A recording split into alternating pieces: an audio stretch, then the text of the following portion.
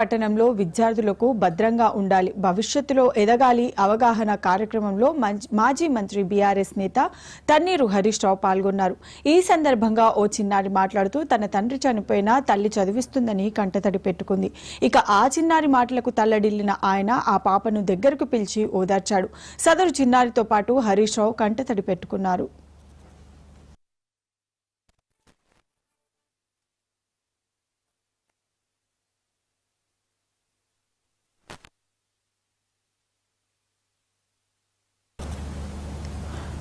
సిద్దిపేట పట్టణంలో విద్యార్థులకు భద్రంగా ఉండాలి, భవిష్యత్తులో ఎదగాలి అవగాహన కార్యక్రమంలో మాజీ మంత్రి బీఆర్ఎస్ నేత హరీష్ రావు పాల్గొన్నారు. రైట్, ఇక ఇదే అంశానికి సంబంధించి మా కరెస్పాండెంట్ నాగరాజు మరింత సమాచారాన్ని అందిస్తారు.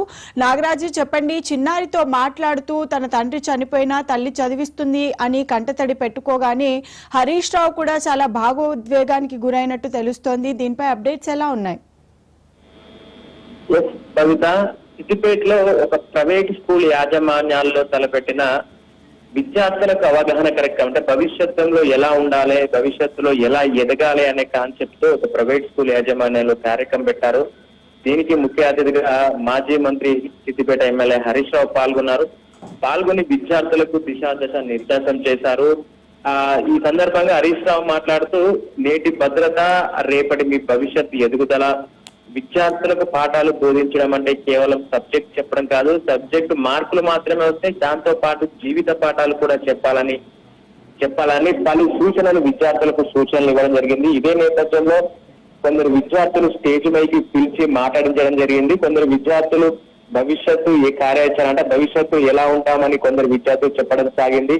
అందులో ఒక విద్యార్థిని ఎమోషనల్ గా ఫీల్ అవుతూ మా తండ్రి చనిపోయాడు అని భావోద్వేగంతో కంటతడి పెట్టుకుంటూ ఏడవసాగింది. దీంతో ఒక్కసారిగా హరీష్ రావు కళ్ళల్లో నీళ్లు వచ్చి భావోద్వేగంతో నీళ్లు వచ్చి ఆ విద్యార్థిని అపాయంగా దగ్గరకు తీసుకొని ఓదార్చడం సాగింది. దీంతో ఉన్న స్టేజ్ పైన ఉన్న కార్యకర్తలు కావచ్చు, ముఖ్యంగా ప్రధానంగా మాజీ మంత్రి హరీష్ రావు దగ్గరికి ఆప్యాయంగా పిలుచుకొని కంటతడి పెట్టాడు.